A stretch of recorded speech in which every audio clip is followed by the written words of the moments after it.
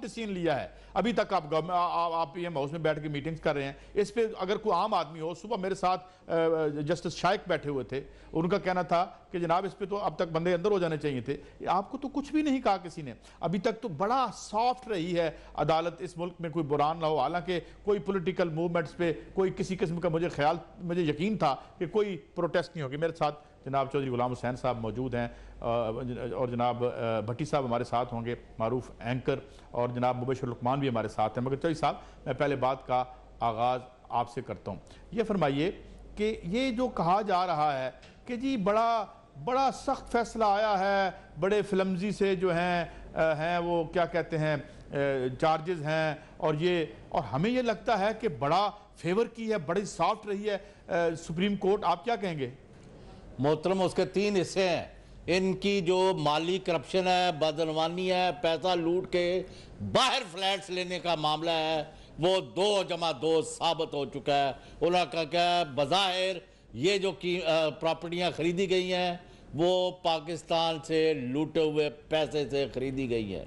Number 1, इसके ऊपर references, इसके ऊपर मुकदमे, और सुप्रीम कोर्ट ऑफ पाकिस्तान झूठ बोला गया है, जालसाजी की गई है, इसके मुकदमे। उसके बाद तीसरा कि वो जो अकामा का मसला है वो भी इन्होंने छुपाया था और बात थी, उस पर उन्होंने बराह डिस्क्वालीफाई कर दिया है। सारा खानदान मुलव्वस है मनी लॉन्ड्रिंग में, लूट मार में, बाहर असासे बनाने एंड लिविंग बियॉन्ड मीन्स। और तमाम एक ज़बरदस्त तारीखी 5 रुकनी बेंच ने फैसला दिया है कि रहती दुनिया तक पाकिस्तानी कौम इस सुप्रीम कोर्ट पर, इन जजों पर और इन JIT के मेंबरों पर फख्र कर सकती है। इन्होंने इस हद तक रियायत की है सुप्रीम कोर्ट ने कि फौरी तमाम मुल्ज़िमों की गिरफ्तारी और उनके मुकदमे और उनका डे टू डे ट्रायल का हुक्म नहीं दिया।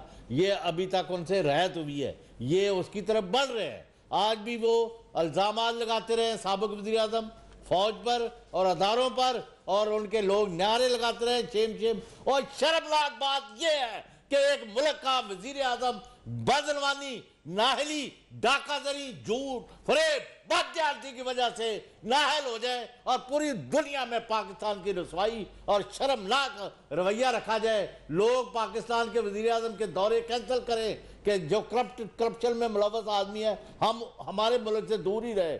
मिसाल ऑस्ट्रेलिया की, कोई शर्म होती है, कोई हया होती है, बस करो यार। ये तो उनका नारा है अपने ख्वाजा साहब का आजकल। और आपने जिस साहब को, शाहिद खान अब्बासी, सईद काजी साहब, जिन साहब को आपने दोपहर में आपने लगाया है, मैं उसका भी बता दूं, $2 बिलियन, 200 अरब रुपए की चोरी, हेरा फेरी, डाका जनी का, LNG जो गैस कतर से आ रही है। एक तो ये हमें कतरी खत और कतरी शहजादे ले बैठे हैं कि हमने क्या चीज गिरवी रख दी है कि उधर उसका $2 बिलियन का ये थोड़ा बता देना, तो बता देना ये कौन को दिखाएं। ये नैब ने हाल ही में एक हफ्ता पहले ये रिपोर्ट नाजरीन जो है वो अपने हेडक्वार्टर में दी है, और उसमें उन्होंने रिकमेंडेशन दी हैं कि जो शाहिद खान अब्बासी साहब की पुरानी मिनिस्ट्री है इसमें लोगों को ECL पे डाला जाए, और साथ उन्होंने ये भी कहा है कि इसको प्रिजाइड ओवर किन पाओगे वज़ीर आज़म नाम जी हाँ जी, इसमें वो है। बहरहाल इसका फैसला आगे बढ़ते हैं। आरिफ हमीद भट्टी साहब, thank you very much for your time sir. हजूर, ये मैं दोबारा दोनों एक तो आप माशाल्लाह कोई ना कोई खबर भी हमें निकाल ही देते हैं, मगर ये फरमाइए कि ये जो कहते हैं जी बड़ा सख्त फैसला आ गया है, मैं जब बात करता हूं वकला हजरात से तो वो कहते हैं यार कि अभी तो इन्होंने इसमें तो ये अंदर हो सकते हैं, इन्हें जमानतें करा लेनी चाहिए डायरेक्ट जो है। अगर अदालत ये यानी 14 साल अंदर भी कर सकती थी, उसके पास तमाम वो बेसिस मौजूद थी। आप क्या कैसे देखते हैं आरिफ हमीद भट्टी साहब? बिस्मिल्लाह साहब, शुक्रिया। गुजारिश ये है कि मियां नवाज यारो हमारे बड़े एंकर बना चुके सन, पाकिस्तान को करप्शन स्थान बना चुके सन। कल सुप्रीम कोर्ट के फाजल जज सवान ने इस मुल्क में गंदगी को रोकने के लिए एक बहुत बड़ा बैरियर लगा के प्राइम मिनिस्टर को नहल कर दिया। बदकिस्मती देखे इस मुल्क की, नाहल होने वाले प्राइम मिनिस्टर, करप्शन पर नाहल होने हुए, झूठ बोलने पर नाहल होने पर, असासे छुपाने पर नाहल होने वाले प्राइम मिनिस्टर, साबक प्राइम मिनिस्टर आज पंजाब हाउस में सरकारी वसाइल इस्तेमाल करते हुए अदारों को तनकीद का निशाना बना रहे थे। कह रहे थे मेरे पर तो करप्शन का इल्जाम नहीं है। ओ भाई, आप पे करप्शन का इल्जाम नहीं है तो क्या लतीफे सुनाने पे नाहल हुए हो? वो जो कंपनी और ये लतीफा बन चुके हैं खुद। भट्टी साहब, आप बहुत बड़ा मुजाहिदा किया आपने। आपकी साफी मनी लॉन्ड्रिंग की जाती थी। और भट्टी साहब, आपने और मुबशर लुकमान ने और तमाम ने इनको एक्सपोज करने के लिए जो रोल अदा किया है, आप लोगों को मैं सलाम पेश करता हूं। लेकिन आप एक वजीर आजम जिनको लोगों ने वोट दे के बनाया था, उसको निकालने में साजिश करते रहे। ये क्या आप दो बातें एक सांस में क्या गए? ये एक बेचारे कौन सी तो साहब, मैं साजिश मैंने की क्या? उन्होंने जो मोटरवे से कमीशन मैंने उनको लेके दी, मैं प्लेट में भट्टी मेरा नोट के अंदर है, अरब जद्दा खरबों रुपए की प्रॉपर्टी मैंने बनाई। मैंने उनको कहा सुप्रीम कोर्ट में जाके झूठ बोले, मैंने कहा उनको जाली डॉक्यूमेंट्स तैयार करे। वो जफर हजाजी किस चीज में बसा? मैं तो समझता हूँ सुप्रीम कोर्ट ने अमूमन सिविल जज के सामने जाली डॉक्यूमेंट जाए तो वो फौरी तौर पे एसएचओ को बुला के कहते हैं इनके खिलाफ मुकदमा दर्ज करो, अरेस्ट करो। इन्हें तो कल अरेस्ट होना चाहिए था। इन्हें तो कानून के मुताबिक, मैंने दर्जनों तो मिसालें ऐसी हैं कि मेरे सामने सुप्रीम कोर्ट ने जाली कागज देने पर या छोटी अदलिया ने मुकदमा दर्ज करवाए हैं। आप कह रहे हैं कि हमने साजिश की।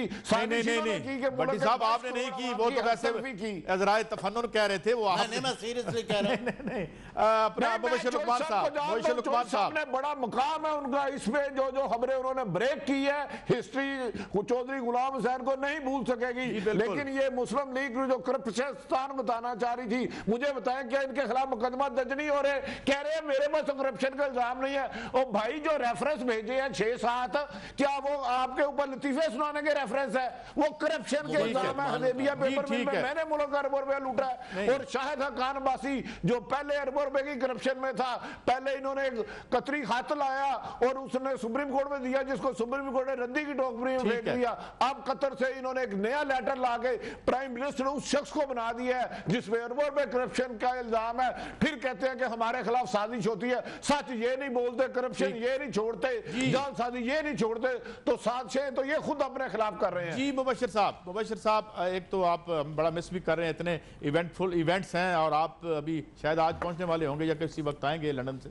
ये फरमाइए कि ये आप कैसे देखते हैं इस आर्ग्यूमेंट को, क्योंकि जितनी नैरेटिव उधर से आ रही है सिविल सोसाइटी और शोगल सोसाइटी की तरफ से कि मैं माफ़ी चाहता हूँ, मुझे जनरल परवेज़ मुशर्रफ साहब ने, मुबशर लुकमान साहब उन्होंने भी ज्वाइन किया है। परवेज़ मुशर्रफ साहब, thank you very much for your time. General साहब, अब कैसे देखते हैं, ये फरमाइए कि कैसे। जी शायद मेरी आवाज़ आ रही है जनरल साहब आपको? चलें थोड़ी देर बाद। जी लुकमान साहब, वापस आपकी तरफ आता हूं। जी लुकमान साहब, इस आर्ग्यूमेंट को आप कैसे देखते हैं कि जी बड़ी सख्त हो गई, कोई बुनियाद नहीं थी? एक शोगल सोसाइटी ने तो लिखा, आज मैं देख रहा था नेट पे, बड़ी फिल्मजी सी ग्राउंड पे जी है इनको डिस्क्वालीफाई कर दिया। आप कैसे देखते हैं इस आर्ग्यूमेंट को मुबशर लुकमान साहब?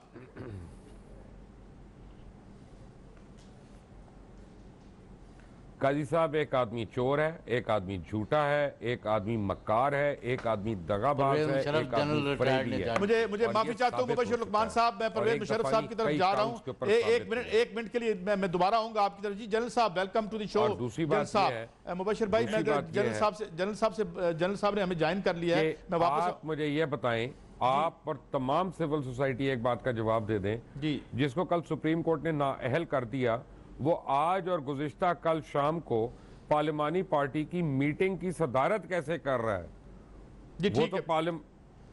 जी मुबशर भाई, जनरल साहब अस्सलाम वालेकुम। जी जनरल साहब कैसे हैं आप? जी जनरल साहब, मैं जनरल साहब आपसे ये पूछना चाहूंगा कि आप कैसे देख रहे हैं ये, कैसे? जनरल साहब ये बताइएगा कि सारी सिचुएशन जो हो रही है, इसके ऊपर अब ये सिविल सोसाइटी का एक थोड़ा सा सेगमेंट है, आवाजें उठा रहा है कि पता नहीं फ्लिमजी सी बात है, गलत हुआ, ये हुआ।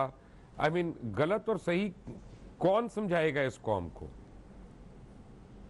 हाँ, ये देखें, इससे घबराना ही नहीं चाहिए। ये पाकिस्तान में तो यही एनवायरनमेंट है, लोग शुरू हो जाते हैं, हर आदमी अपने आप को हर सब्जेक्ट पे एक्सपर्ट समझता है। है वो कोई इंजीनियर होगा तो वो समझ रहा है मैं लीगल एक्सपर्ट हूँ, मैं सुप्रीम कोर्ट को भी एडवाइज कर सकता हूँ कि ये करना चाहिए था। तो ये तो हमारा प्रॉब्लम है। बट वो सुप्रीम कोर्ट वाले लीगल पॉइंट ऑफ व्यू से हर चीज समझते हैं। दे आर वेरी गुड जजेस एंड केपेबल जजेस। उन्होंने एक जजमेंट दी है, I am sure from all angles वो सही है, बस पीरियड, दैट इज द, और हमें एक्सेप्ट कर लेनी चाहिए।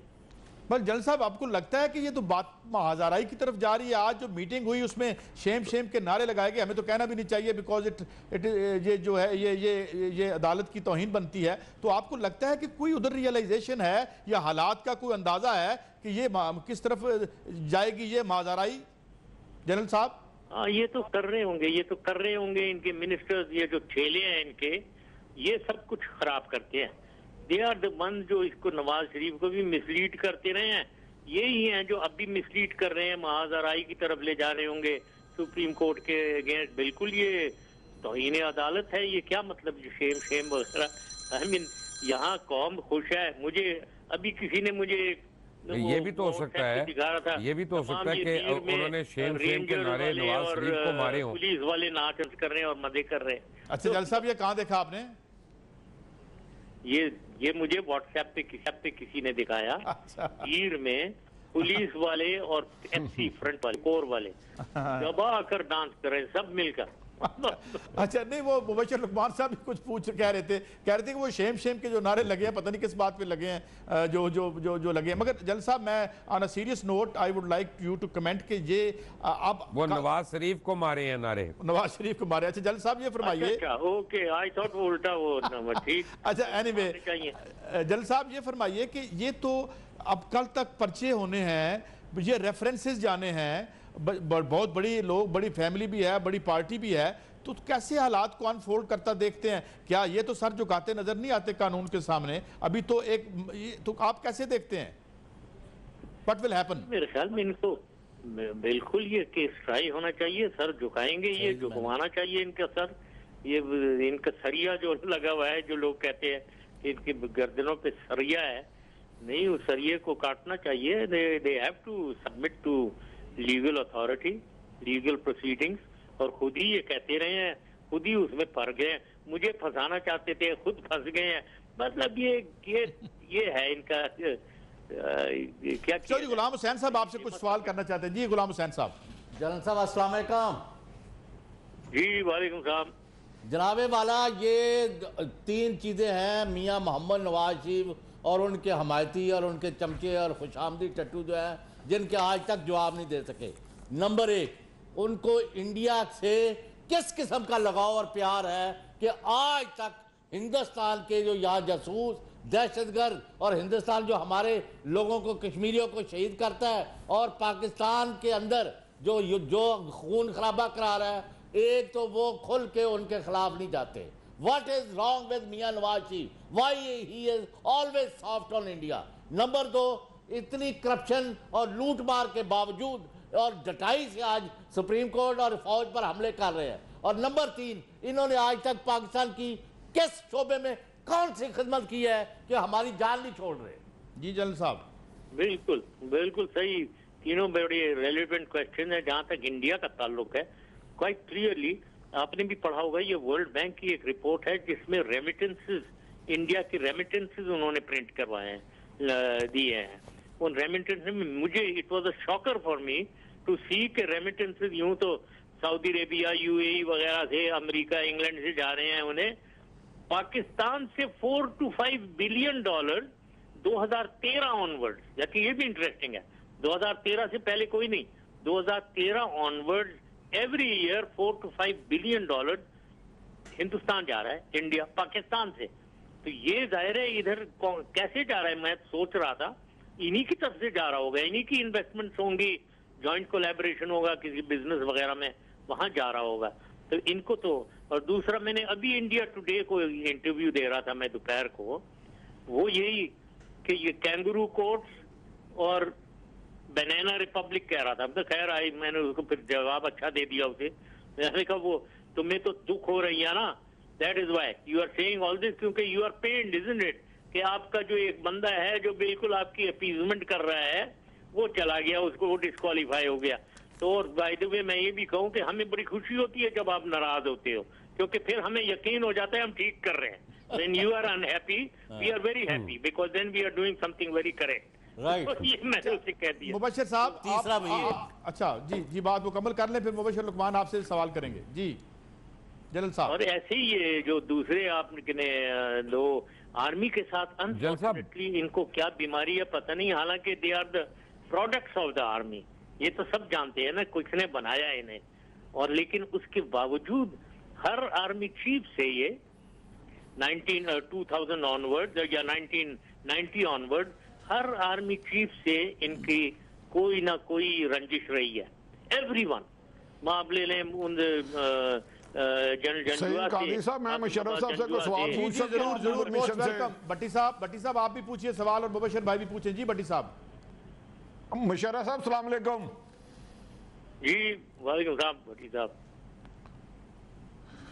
मुबशर साहब गुजारिश है कि 2000 जब आपने इन लोगों को अरेस्ट किया, जब इन्होंने आपका प्लेन नहीं उतरने दिया, तैयारा हाईजैकिंग में इन पे केस हो गए, करप्शन के अरबों रुपए के सबूत आ गए, क्या आपको आज परेशानी नहीं होती? आपने क्यों इनको छोड़ा कि ये दोबारा हम पर आकर मुसल्लत हो गए और 20 करोड़ आवाम का दोबारा खून चूसने लग पड़े?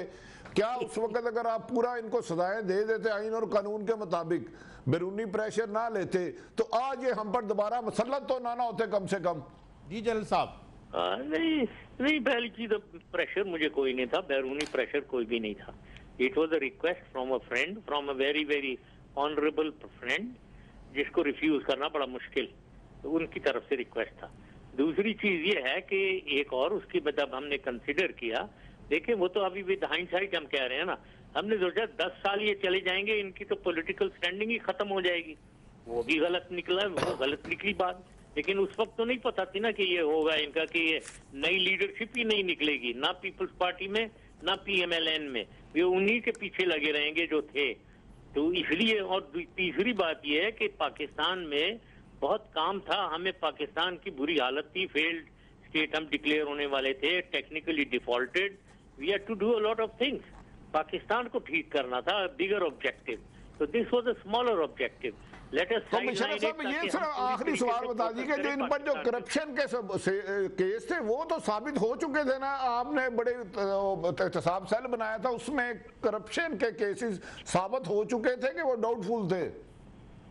नहीं, मैं साबित तो कोई नहीं हुए, तो केस चल रहे थे नैब कोर्ट्स में.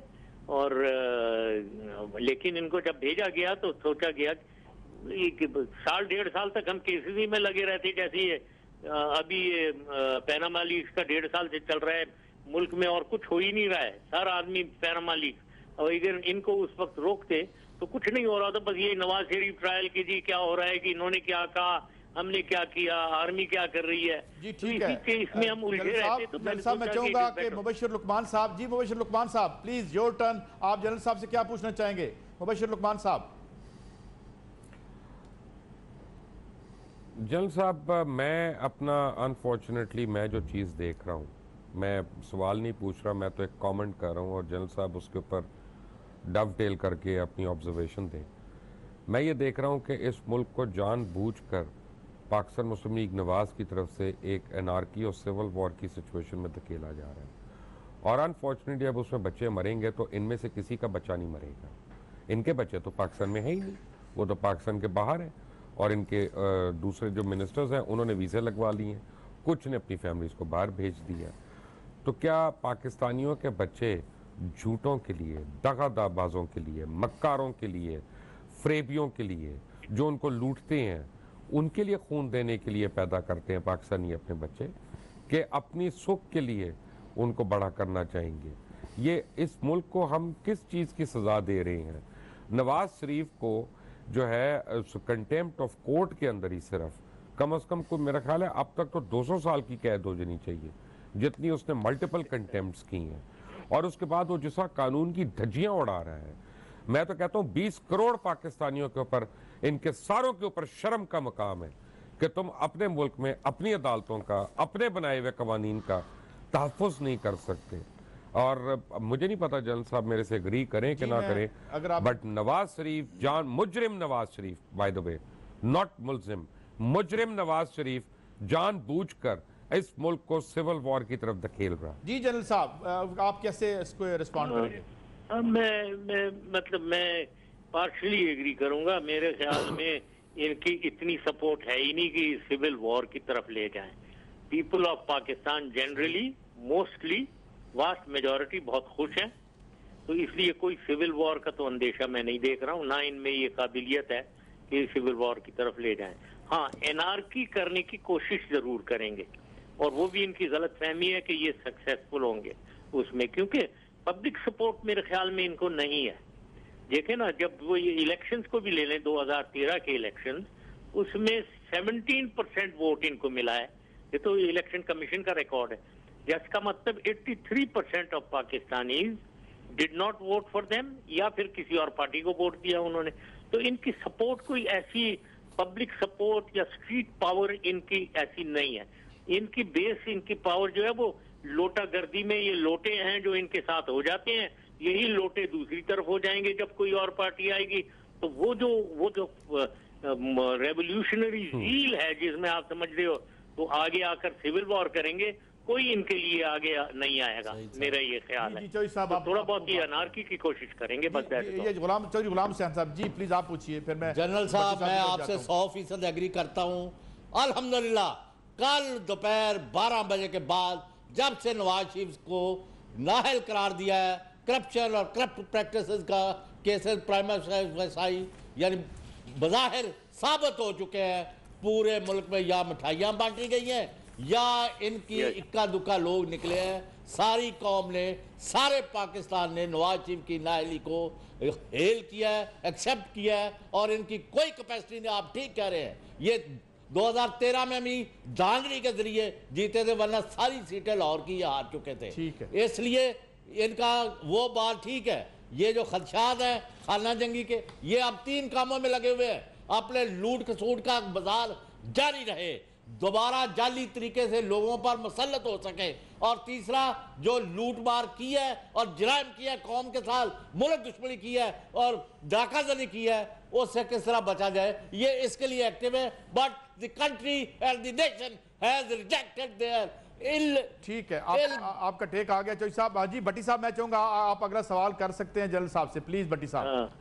मतलब ये भी सोचें कि मारवी मेमन और दानियाल अजीज सड़कों पे आएंगे रेवोल्यूशन करने के लिए, ये एनार्की करने के लिए आए जरा सड़क पे बाहर, अब देखते हैं इतने बड़े जबरदस्त। सईद काजी साहब, मैं समझना मुशर्रफ साहब ठीक कह रहे हैं, पता भी नहीं हिलेगा। कल से ये नाअहल हुए हैं, मैंने जिसको देखा उसी के चेहरे पे मुस्कुराहट और खुशी थी। इनके घर वाले इनके साथ नहीं आएंगे। अब ये वो दौर गया कि ना ये सुप्रीम कोर्ट के हमला करेंगे, लेकिन मुझे हैरत अफसोस है कि इन्होंने अदालत में जाली कागजात खड़े किए, जमा किए। इन्होंने आज पंजाब हाउस में फिर हमारे पाक फौज और अदलिया पे तनकीद की, लेकिन इनके खिलाफ अभी तक मुकदमा दर्ज नहीं हो रहे। इनका नाम फौरी तौर पर इसी हल में डालना चाहिए। ये पाकिस्तान के लिए, सलामती के लिए नुकसानदेह फैसला कोई बड़ा ना कर पाए। इन्हें सिवाय भारत के और कोई इन्हें सपोर्ट हासिल नहीं है। पाकिस्तान की अवाम इनसे बिल्कुल तंग आ चुकी है। ठीक, मैं फिर सवाल करता हूँ जनरल साहब, अगर ये जो अब पावर में वो नवाज शरीफ साहब तो पस मंजर में चले गए, अभी तो नया काम है, आपको लगता है कि क्रैक्स आएंगे PMLN में? अभी तो उनका एक प्राइम मिनिस्टर का कैंडिडेट आ भी रहा है, और शहबाज शरीफ, आप कैसे फ्यूचर देखते हैं, कैसे अनफोल्ड करेगा? क्योंकि इस तरह की पार्टियां तो हम देखते रहे हैं बिखर जाती रही हैं। आपका क्या टेक है इस पे जनरल साहब? यस, मेरा ये ख्याल है कि इसमें क्रैक्स डेवलप होंगे। ऑलरेडी साइंस ऑफ क्रैक्स तो नजर आ ही रहे हैं, और ज्यादा होंगे जब स्पेशली प्राइम मिनिस्टर कोई आएगा, जो कोई भी आएगा, वो उसके एक्शंस जो हैं वो नहीं जो नवाज शरीफ कर रहे होंगे। अब इमेजिन करें, क्योंकि इनके आपस के इख्तलाफात हैं, वो हमें पता ही है किस किस के हैं। शहबाज शरीफ साहब अगर आए, जो बातें हो रही हैं कि उन्हें MNA बना वगैरह, तो वो ये जितने भी इनके खास चमचे जो हैं उनको तो वो बरतरफ कर देंगे इधर, तो जो बरतरफ होंगे तो वो खप मचाएंगे। तो इस किस्म की चीजें तो होंगी, जरूर होंगी। जो इनकी इंटरनल रिफ्ट्स हैं, जो थी, अभी भी हैं, थी पहले, वो सरफेस हो जाएंगी और वो ग्रुप्स में बढ़ जाएंगे। तो मेरी नजर में डेफिनेटली एक केओस इनकी पार्टी के अंदर एक खलफिशार होगी, और उसकी डाउनफॉल है ये। इससे पूरी पहले कि मैं पार्टी। आप आगे बात करूं, एक जल साहब मैंने आपका एक कमेंट पढ़ा था, मुझे करेक्ट कर दीजिएगा अगर मैं गलत कोट नहीं कर रहा तो। जैन साहब मुझे आपने- मुझे एक मैं- बात बताइएगा प्लीज जैन साहब जी कि क्या आपके पास भी कोई काजी साहब एक सेकंड, जी जी पहले क्या करें जैन बात, साहब करें आपके बात। पास भी कोई अकामा है जो आपने रखा हुआ है वहां पे? और दूसरी बात ये कि जिन लोगों के अकामे निकल आए हैं उनके साथ क्या होना चाहिए? जी जल साहब। देखिए ना, ये तो इनके काम में निकले हैं। यहाँ जो वायलेशन है, ये प्राइम मिनिस्टर थे तो उस वक्त ये तो नहीं करना चाहिए था इन्हें, ऑब्वियसली। अब वो इंडियन वो एंकर भी मुझसे पूछ रहा था कि जी उनका तो वो तनख्वाह ही नहीं ले रहे थे वगैरह। मैंने कहा तनख्वाह नहीं ले रहे थे, हो सकता है कैश में ले रहे थे तनख्वाह, तो मतलब चेक में नहीं रहे थे। तो मैं जहाँ तक मेरा ताल्लुक है, मुझे रेजिडेंट वीजा जरूर है यहाँ का, तो वो तो मुझे रहना है क्योंकि बार बार की तो और it is totally above board, everything is above board. तो इन लोगों को तो एज प्राइम मिनिस्टर नहीं लेना चाहिए था, और ये तो इन्होंने लिया हुआ था फॉर अल्टीरियर मोटिव। क्योंकि जब ये पैसों की साइफनिंग करनी है उन्होंने, तो यहाँ से ये जो यहाँ जो भी कुछ भी है ये तो टैक्स फ्री है, तो इधर से काफी उसका फायदा इनका उठाते थे वो इसका ये इकरामा इधर का जो लिया हुआ इन्होंने। अच्छा जल साहब, एक जरा दिलचस्प सा सवाल है, मैं चाहता हूं क्योंकि आप तारीख का बड़ा अहम हिस्सा रहे हैं। मैंने पढ़ा था, आपने कहा था नेपोलियन को कोट करते हुए, Napoleon one said 25% of my acts are leap in the dark, कि मेरे 25% इकदामात जो है अंधेरे में छलांग होते हैं, मगर पाकिस्तान में हुकूमत करते हुए लगता है 100% इकदामात ही अंधेरे में छलांग है। अगर ये आपने कहा था तो इसका मतलब क्या था? मेरा भी सवाल है का। हाँ बिल्कुल, ये मैंने कहा था, ये नेपोलियनिक थ्योरी है, जिसमें वो कहते हैं किसी भी डिसीजन मेकिंग जो है, वो डिसीजन मेकिंग में 2/3 जो है वो कैलकुलेशन, डेटा, इनपुट सारे हैं, फैक्ट्स एंड फिगर्स, और 1/3 is always leap in the dark. जो भी वो 1/3 में वो फिर गट रिएक्शन, सिक्स सेंस, उस पे लीडर के सिक्स सेंस और गट रिएक्शन पे है। एनीवन जो एनी जी, लीडर शुक्रिया जल साहब, मगर जाते बढ़ाने जाते की कोशिश करेगा, वो सफर करता है फ्रॉम पैरालिसिस टू एनालिसिस। वो एनालाइज ही करके चला जा रहा है, फैसला नहीं कर रहा है। ठीक है। और जो भी 1/3 को बढ़ाता है वो फिर इम्पल्सिव है, वो गलत फैसले और मुसीबत में डाल सकता है। तो आप जो कह रहे हैं 100% अंधेरे में चलांग, ये अच्छी डिसीजन मेकिंग नहीं है। जो भी 100% अंधेरे में चलांग ठीक है, ठीक है। जी जी, आखिरी सवाल जनरल साहब, आखिरी सवाल गुलाम हुसैन साहब, क्विकली, वक्त कम है, आप सवाल पूछ सकते हैं। जनरल साहब ये मुख्तसर बता दें कि जब भी यहाँ नवाज शरीफ साहब की हुकूमत दबाव में आती है, फॉर वन रीज़न और दी अदर, उधर LOC पर खून खराबा शुरू हो जाता है, हिंदुस्तान शुरू हो जाता है, इधर दहशतगर्द फैल जी, जाते जी हैं, जनरल उधर साहब। अफगानिस्तान से। सही। जी जनरल ये क्या साहब। चक्कर है? जी जनरल साहब। हाँ सही ये है, ये बिल्कुल, इससे आप सोचें कि बिल्कुल मतलब इनकी सपोर्ट जरूर है, इंडियन साइड पे प्रेशर डाला जाए, इनकी रिक्वायरमेंट जी ये तो ये डलवाते हैं, ये जान के ये करते होंगे, इंडिया करता होगा ये डेफिनेटली, मतलब बॉम्ब ब्लास्ट वगैरह करवा रहे हैं। तो ये इट इज एन इंडिकेशन कि कितनी इंट्रूजन हमारे मुल्क में ये इंडिया की तरफ से है। और बदकिस्मती ये है कि वो इस प्राइम मिनिस्टर जो बिल्कुल जिसने डाका डाला है। जी बहुत शुक्रिया जल साहब for your time, so nice of you. नाजरीन एक ब्रेक की तरफ जा रहे हैं और वापस आएंगे तो भट्टी साहब से कुछ सवालात करेंगे, क्योंकि बड़े देर से वो खामोश हैं। हम चाहते हैं कि हम उनसे कुछ खास सवालात करें। हमारे साथ रहिए।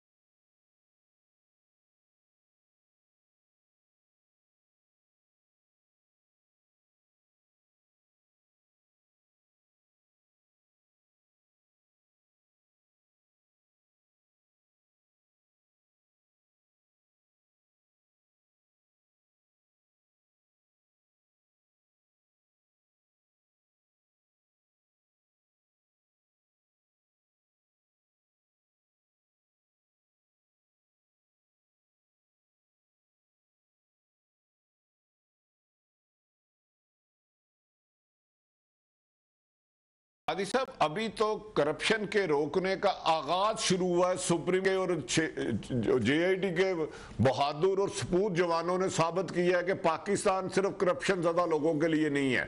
लेकिन अभी ये आगाज हुआ है। क्या हकान जब तक इनको सजाएं ना होगी और लूटा हुआ माल पाकिस्तान में वापस नहीं आएगा तो इस अमल का फायदा नहीं है कि नवाज शरीफ से निकल के शहबाज शरीफ साहब आ जाए या शाहिद हकान अब्बासी आ जाए। ये नहीं है जिन्होंने अरबा रुपये लूटा। कि मियाँ आज सब मुझे हैरत है कि यार इतना झूठ, इतनी गलत बयानी। वो 5 जज साहबान कहते हैं कि आपने झूठ बोला है, जाली कागज दिए हैं। तो कहते हैं मैं FGA कंपनी में ना मुलाजम था, मेरे बेटे की कंपनी थी। भाई उससे आपको पता है अरबों रुपये फ्लैगशिप और मिल हेडर्स पे गए हैं। इंडिया में उधर बिजनेस हुआ उस पैसे से। अगर मियां साहब आप में अखलाकी जुर्रत है तो उस कंपनी का जो बैंक स्टेटमेंट है वो कौम को दिखाएं। उस कंपनी में कहां से पैसे आए और कहां जाते रहे। क्या वो मनी ट्रेल के लिए इस्तेमाल नहीं होती रही जिस कंपनी के आप चेयरमैन थे? आप कहते हैं कि कामे के लिए किया। कामा तो उधर हर 2 साल बाद रिन्यू करवाना पड़ता है। आप तो 2007 से पाकिस्तान में आए हैं, आपको रिन्यू कराने की क्या जरूरत थी? अब दोबारा आपको कामा लेने की क्या जरूरत थी? कौम को आप गुमराह कर रहे हैं। दरअसल आपके खिलाफ करप्शन की इतनी शफाफियत से केस आ चुके हैं, इनका हुकूमत में रहना याद रख लें बहुत खतरनाक होगा पाकिस्तान के लिए। जब तक इनके खिलाफ मुकम्मल रेफरेंस आए, मुकदमात चले, अगर सच्चे हैं तो सजाएं और लूटा हुआ माल वापस आए। वरना चौधरी गुलाम हुसैन साहब आप भी जिम्मेदार होंगे अगर इनको मजीद इंतजार में रखा गया और लूट मार के लिए। जी मुबश्शिर साहब आप रिस्पॉन्ड कर दें। मुबश्शिर साहब आप गलत कह रहे हैं। अगर इनको जेल से बाहर रखा गया तो पाकिस्तान के लिए खाना खराबी है। इनको जेल के अंदर रहना चाहिए, बस, कोई हुकूमत नहीं। अच्छा मुबश्शिर साहब, वो तो अदालत फैसला करेगी। मेरा सवाल आपसे ये है, जो मैंने अभी भट्टी साहब से बात की थी, क्योंकि आवाम जो है वो अजीब एक टंगी हुई है, जिसे कहते हैं ना पंजाबी में। वो कहते हैं यार दिस वे अगर ये हुआ है कुछ सजाएं दें, नहीं हुआ तो उनको फारिग करें। मगर ये तो अब एक नई हुकूमत भी बन रही है, आगे चलता रहेगा। असल में इस अवाम के साथ एक प्रॉब्लम है।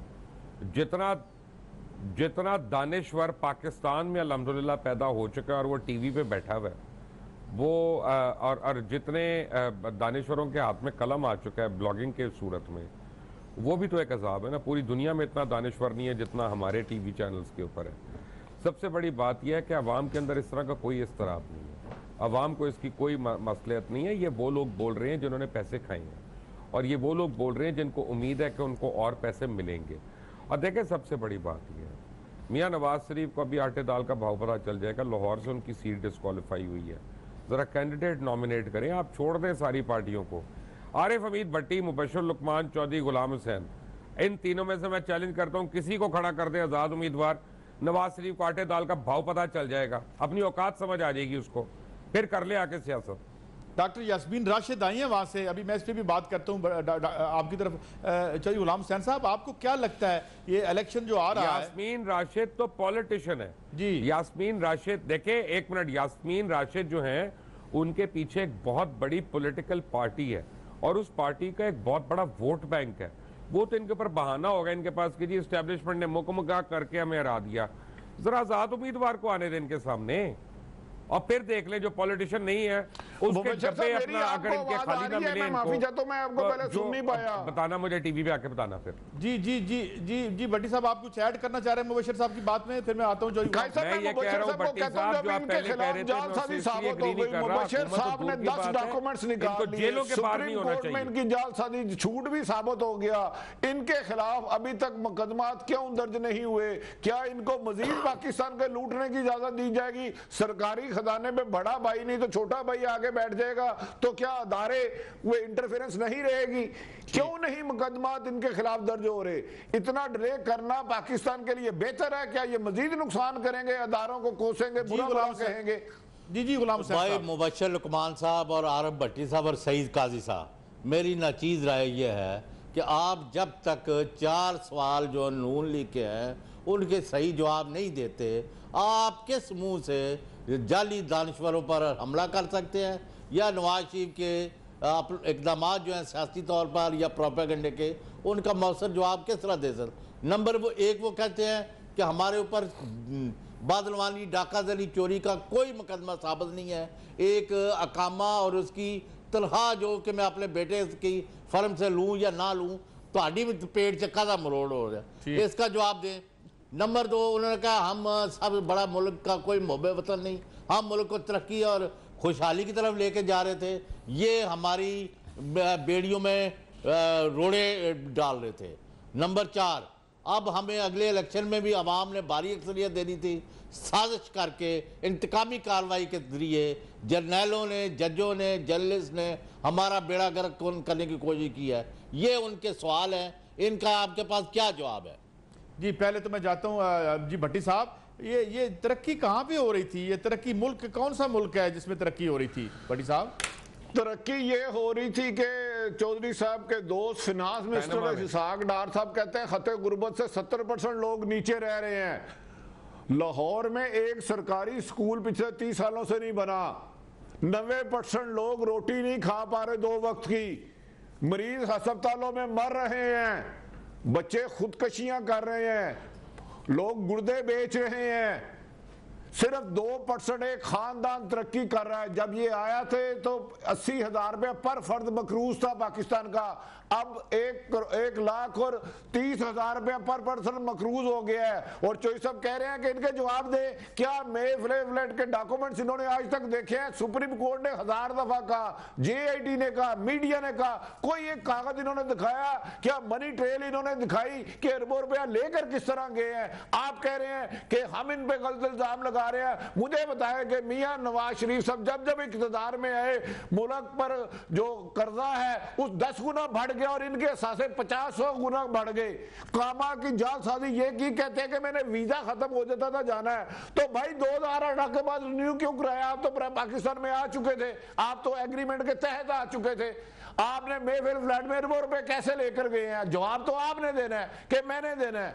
आप जाकर सुप्रीम कोर्ट के जजों को कहते हैं कि ये बाइस्ड फैसला है, शेम है। शेम तो आप हैं जो 20 करोड़ आवाम के साथ झूठ बोलते हैं, पाकिस्तान से पैसा लूटते हैं, बाहर ले जाते हैं, फिर पाकिस्तान में हुकूमत करते हैं। मुबशर साहब मुझे ये बताएं कि कौन इनसे लूटा हुआ माल वापस लाएगा? क्यों अदारे काम नहीं कर रहे? क्या FEC के जफर हजाजी को इनके लिए डॉक्यूमेंट्स के लिए जालसाजी के लिए पकड़ा गया ना, तो क्या वो किसके लिए जालसाजी कर रहा था? उसको क्यों नहीं पकड़ा गया? मुबशर साहब मैं ये सवाल भी साथ ऐड कर दूं, आपने फ्लैट के सामने प्रोग्राम भी किया है। दुख की बात तो यह है कि सैफ रहमान आया हुआ है जिसने 2 बिलियन अभी भी नैब का देना है और एब्सकॉन्डर है नैब का, और वो आदमी आज रात को पाकिस्तान से भाग रहा है।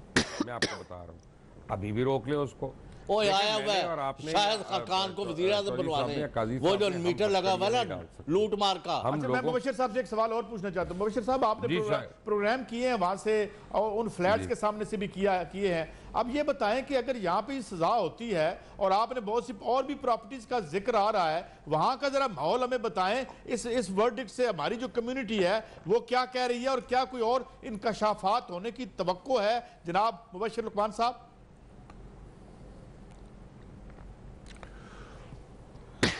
इंकशाफात तो भौचाल ले आएंगे जी। अभी मैं आपको बताता हूँ, अभी 5-7 दिन ठहर जाएं आप, 10 दिन मैक्सिमम। और आपको मैं एक अनकन्फर्म बताता हूँ इस वक्त, यानी एज ए स्पीक मेरे पास उसका प्रूफ नहीं है, आपको मेरी बात पे एतबार करना पड़ेगा थोड़ा बहुत, और थोड़े दिनों में सबको पता चल जाएगा। यार 350 के करीब प्रॉपर्टीज हैं यूके में, आप 4 फ्लैटों को रो रहे हैं। मैं कह रहा हूं 350, 300 जमा 50, तो आप फ्लैट्स को रो रहे हैं। नहीं तो इसके पेपर्स भी सामने आएंगे मुबशर साहब, और मुबशर साहब और बिल्कुल आएंगे जी, सब कुछ आएगा। पहले किसी ने सोचा था कि पैनमा आएगा सामने, ठीक है। एक बात मेरी बात काजी साहब, मैं आपको एक बात बताऊं, मैं गुनाहगार आदमी हूं, अल्लाह ताला मेरे ख्वाब तो नहीं आ रहा, मुबशर कम करे, तखफीफ करे उनमें। Are you dreaming something? नहीं वो बड़े नहीं सर, मैं बिल्कुल आराम से बैठा हूँ यहाँ पे। आपके लिए लेट हो गया, यहाँ पे तो अभी शाम है।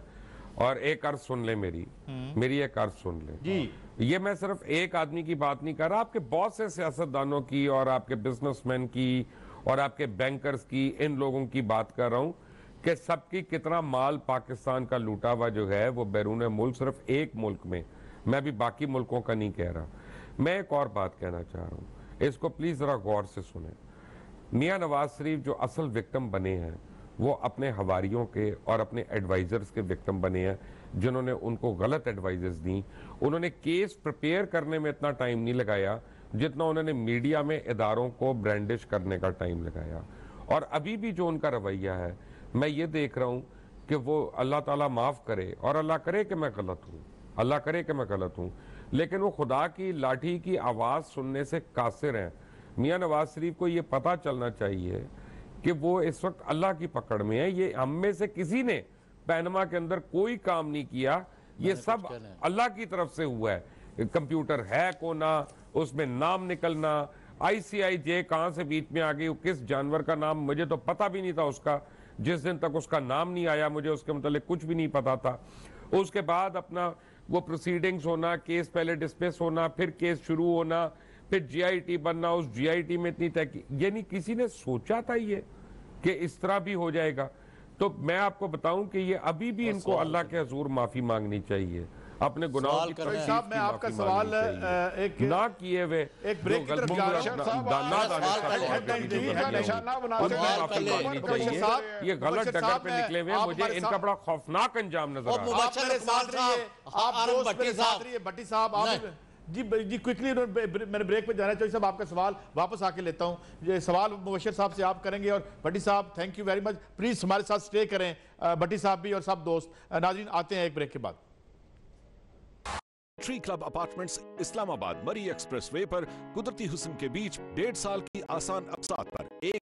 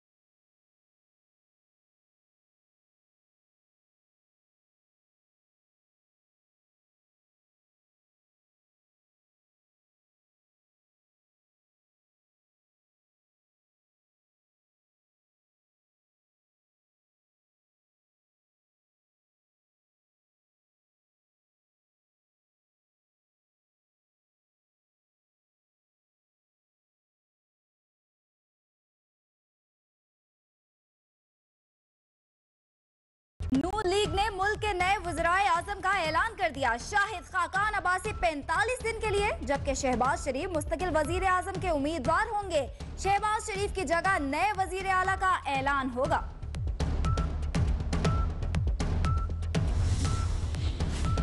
नवाज शरीफ कहते हैं सुप्रीम कोर्ट के फैसले को आने वाला वक्त जांचेगा, फैसला तस्लीम, लेकिन जो एतराजात हैं वो भी उठाएंगे। पार्लिमानी पार्टी के इजलास से खिताब के दौरान रंजीदा हो गए।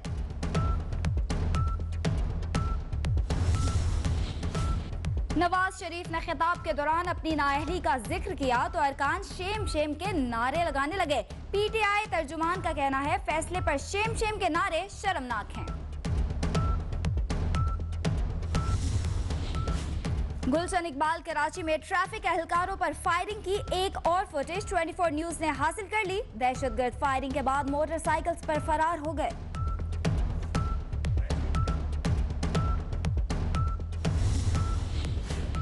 और पंजाब में दहशतगर्दी का बड़ा मंसूबा नाकाम। कोहाट इंडस हाईवे पर ट्रक से 50 किलोग्राम बारूदी मवाद और 6000 डेटोनेटर बरामद। ट्रक ड्राइवर भाग निकला।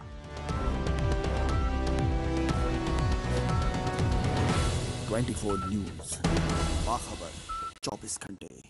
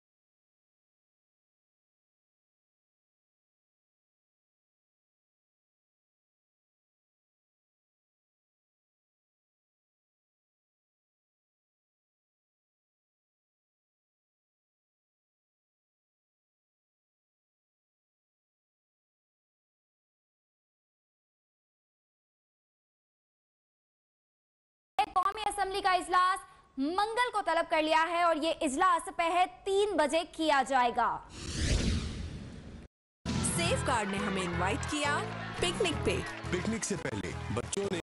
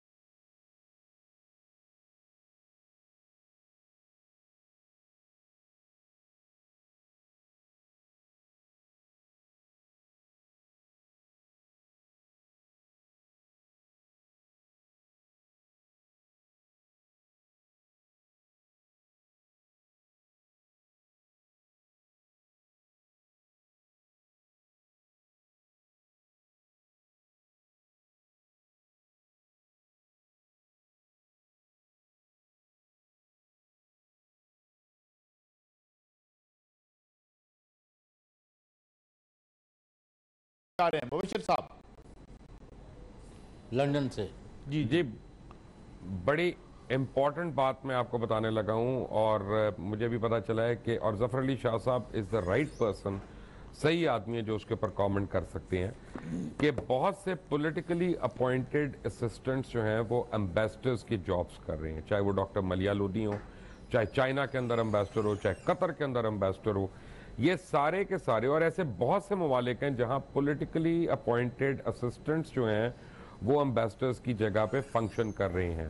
फौरी तौर पे नोटिफिकेशन होना चाहिए था वजारत खारजा की तरफ से अभी तक, और दे सीज टू एग्जिस्ट, कि जैसे बाकी असिस्टेंट्स के लिए और एडवाइजर्स के लिए और मिनिस्टर्स के लिए नोटिफिकेशन हुआ, ताकि ये मुल्क का पैसा और मजीद ना बर्बाद करें वहाँ पे मुराद लेके, और ये कोई ऐसी खौफनाक डील्स ना कर सकें जिसका खुमियाजा हमारी आने वाली नस्लों को भुगतना पड़े। बैरिस्टर जफर अली शाह, मुझे ये बताएं कि इन लोगों को अभी तक क्यों नहीं डी नोटिफाई किया गया? जी शाह साहब। जी बिल्कुल, बात आपकी दुरुस्त है, लेकिन चूंकि उनका नोटिफिकेशन अगर एक कॉम्पिटेंट अथॉरिटी ने पहले किया है, और वो अगर कॉम्पिटेंट अथॉरिटी नहीं भी रही, तो वो चूँकि कानूनी मुशगाफियाँ ऐसी होती हैं कि उनको कोई और कॉम्पिटेंट अथॉरिटी जो है वही डी नोटिफाई कर सकती है। आखिर ये नहीं हो सकता कि वो उसके साथ ही बाकी भी जो है डी नोटिफाई हो जाएं या चले जाएं। लेकिन बहरहाल बात आपकी ठीक है कि वो सारे फेवरेटिज्म और नेपोटिज्म की पैदावार हैं, लेकिन हर्डल यही है कि जब कोई next competent authority, honest authority आएगी, कल आएगी या परसों आएगी या 10 साल के बाद आएगी, तो ये वही कर सकते हैं। ये इस किस्म के लोग जो हैं वो नहीं कर सकते। ये तो इनका तो काम इसी तरीके से चल रहा है कि माजरत के साथ हर जगह पर कलामी हो रही है। जितने असिस्टेंट्स, एडवाइजर्स और वज़ीर थे, उनको कोई अलग से नोटिफिकेशन नहीं हुआ, वो नहीं, मैं सुप्रीम कोर्ट के ऑर्डर के बाद खुद दे सीज टू फंक्शन। नहीं मैं नहीं वो नहीं आपने, मैं आई एम सॉरी, शायद मैं आपका सवाल नहीं समझ सका।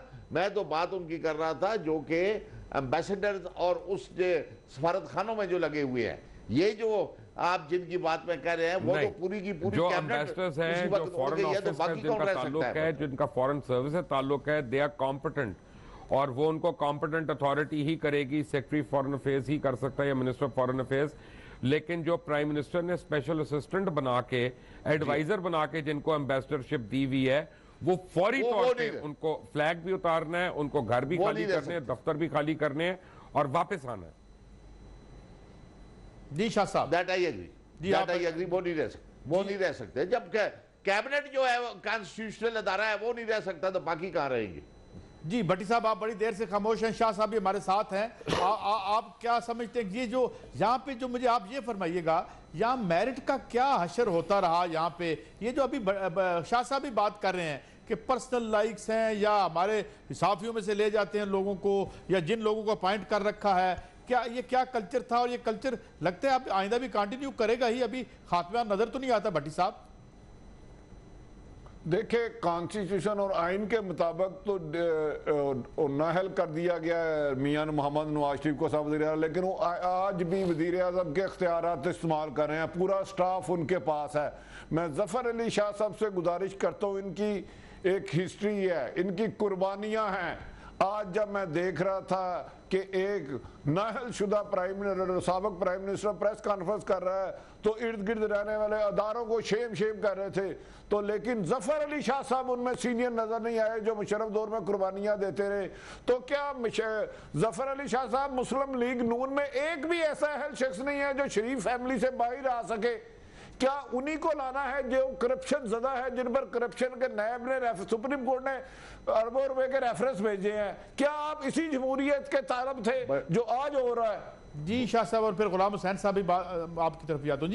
जी शाह साहब। शाह साहब जी, कतन ऐसी जमहूरियत का ना मैं हामी हूँ, ना ऐसी जमहूरियत का तालब हूँ, और ना ही ऐसी जमहूरियत जो है वो मुल्क के भले के लिए हो सकती है। ये सारा ड्रामा जो है, जो फेवरेटिज्म की बुनियाद पर रखा जाए, ये तो एक मुल्क के लिए इसकी शक्ल तो बम जैसी होती है, बम ब्लास्ट कर देता है, मुल्क उड़ा कर रख देता है।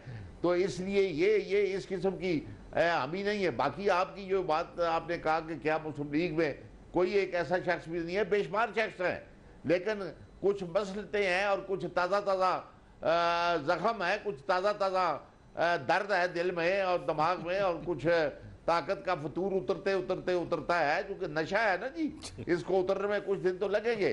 तो इसलिए बहुत सारे लोग हैं जो इंशाल्लाह मुस्तकबिल करीब में उनकी आवाजें आपको नजर आएंगी। कता कलामी हो रही है, आप सही फरमा रहे हैं कि नशा है जी और गरूर है जी। लेकिन एक बात मुझे ये बताइएगा, खबर मुझे कंफर्म करिएगा कि कल PMLN के हलकों ने यानी वजीर आजम, माजूल वजीर आजम मुजरिम नवाज शरीफ के करीबी हलकों ने कनाडा के अंदर जनाब रफीक तारड़ की साहबजादी को कांटेक्ट किया है, जो कि ड्यूल नेशनल हैं, कि अगर शाहिद खाकान अब्बासी की नॉमिनेशन को कोई प्रॉब्लम होता है तो फौरी तौर पे उनको वजीर आजम नामजद कर दिया जाएगा रिजर्व सीट के ऊपर, और वो आज सुबह तक किसी वक्त गालिबन पाकिस्तान पहुंचने वाली हैं। आप मुझे इस खबर को डिनाई या कंफर्म कर सकते हैं? जी शाह साहब। मैं ना तो डिनाई कर सकता हूं, क्योंकि एक सीनियर साफी पाकिस्तान का जो है वो उसके बारे में कह रहा है, और कंफर्म मैं इसलिए नहीं कर सकता कि मुझको इसका कोई फर्स्ट हैंड नॉलेज नहीं है, मैं झूठ बोलने का आदी नहीं हूँ। तो इसलिए ज़रूर अगर आप कह रहे हैं तो उसमें कोई जरूर सदाकत भी हो सकती है और होगी। ठीक है, लेकिन आपके इल्म में नहीं है। गुलाम हुसैन साहब आप बड़ी देर से खामोश हैं, जफर अली शाह साहब भी हमारे साथ हैं। आप एक सवाल मुबशिर लुकमान साहब से भी करना चाहते थे, please ji go ahead. Zafar Ali Shah और अनवर बेग जैसे चंद लोग हैं जिनको कौम सलाम पेश करती है। जब नवाज शरीफ और उनकी चीरा दस्तियाँ और उनके आमराना इकदाम पर कोई नहीं बोल रहा था, ये पार्टी की परवाह किए बगैर और अपना जान पर खेल के, इज्जत पर खेल के इन्होंने हक सच का झंडा बुलंद किया। हम इनको सलाम पेश करते हैं। Having said this, Muslim League Noon और मियां नवाज शरीफ के हामी और खुशामदी और चमचे कड़छे वो ये कह रहे हैं कि ये गुलाम हुसैन, ये मुबशर लुकमान साहब, ये आरिफ हमीद भट्टी साहब, ये सईद काजी साहब, ये समी इब्राहिम साहब, ये साबर शाकर साहब, ये अरशद शरीफ साहब, ये दूसरे सारे, ये सारे कल ये चापलूसियां करते थे नवाज शरीफ के पीछे, दुम हलाते फिर रहे थे ये लोग कि हमें फेवर्स मिल जाए, हम साथ चले जाए, और ये आज वो एक गहरे गड़े में गिर गए तो उनके ऊपर हमले कर रहे हैं। ये इनकी कोई जरूरत नहीं है, ना इनका कोई दीन है, कौन कह रहा है साहब? ये नून लीग वाले ये कह रहे हैं कि ये हमारे, अब चूंकि हमारा लीडर नाहल होके गिर गया तो ये उनके खिलाफ जुबान दराजी कर रहे हैं। नहीं, किसने कहा है? ये तो मुबशिर लुकमान साहब की जो राय है, जो आरिफ हमीद भट्टी साहब की जो राय है, आपकी जो राय है, वो तो बड़े अरसे से उनसे जवाब ले। जी जी जी जफर अली शाह साहब, ऐसी बात हो रही है?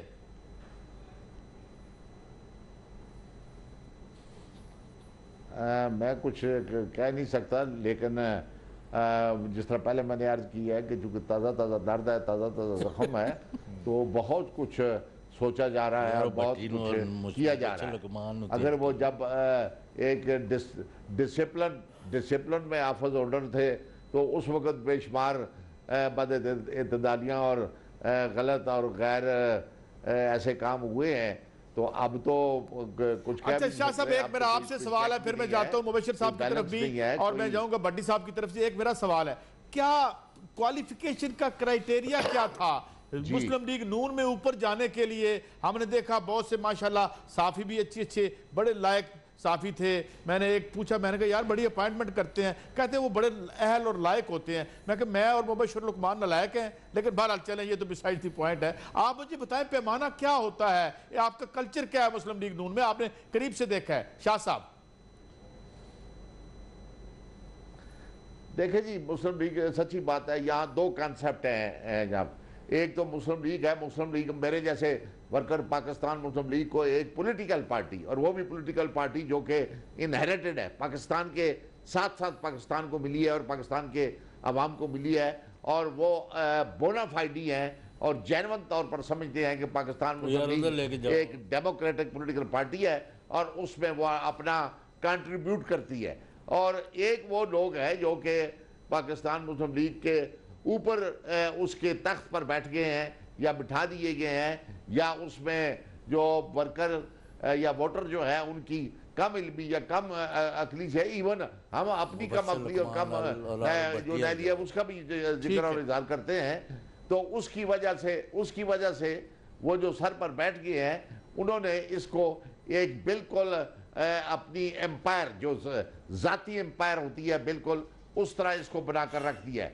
इसीलिए इस पार्टी में और दीगर पार्टियों में भी आपको डेमोक्रेटिक जो है कल्चर आपको नहीं मिलेगा, एक डिक्टेटोरियल फजा आपको मिलेगी। ठीक है, और सारे बैठे सवाल हमने आपको भट्टी साहब लेके आता हूं, यही सवाल भट्टी साहब, क्या ये अब एक मुस्तकिल कल्चर बन गया है कि जनाब खुशामदी जो है, बूट पॉलिशी जो है, वही जो है वो उन्हीं के लिए स्पेस है इस सोसाइटी में भट्टी साहब, या ये बदलता नजर आता है आपको? काजी साहब, गुजारिश ये है, खाली सियासतदान नहीं, इन्होंने कुछ सहाफियों को भी खरीदा है, और वो जिनके पास 98 में शिराड़ को धक्का लगता था अरबों रुपए प्रॉपर्टी के मालिक बन गए हैं। ग्वादर में उनकी जगह है, एक नई ऑयल कंपनी बना रहे हैं, लाहौर में 200 से ज्यादा प्लाट है, बीवी बच्चों के नाम लगाया है। लेकिन मुझे आज समझ में नहीं आती, ये केस सिर्फ एक मियां नवाज शरीफ खानदान पर करप्शन, झूठ बोलने और जालसाजी का था। जफर अली शाह साहब ये बताया कि पूरी मुस्लिम लीग नून उसको क्यों डिफेंड कर रही है? क्या मुस्लिम लीग नून एक खानदान को डिफेंड करने के लिए है कि मुस्लिम लीग नून जमहूरियत की बका की जंग करती रही है? जफर अली शाह साहब क्यों खामोश है इस पे कि एक ऐसा आदमी जिसे सुप्रीम कोर्ट ने नाअहल किया करप्शन पे, झूठ बोलने पर, वो बंदा नया नायब वजीर आज़म नामजद कर रहा है, ये उसको किसने इख्तियार दिया है? मगर मैं शाह साहब से पहले मुबशर साहब आपकी तरफ जाता हूं, और ये जो दोनों बातें आपने सुनी है, ये जो नेपोटिज्म का और जो खुशामदी कल्चर आया है, जी मैं आपकी तरफ आता हूं। शाह साहब, मैं चाहूंगा कि सवाल शामिल हो जाए मुबशर लुकमान साहब का भी। जी मुबशर लुकमान साहब,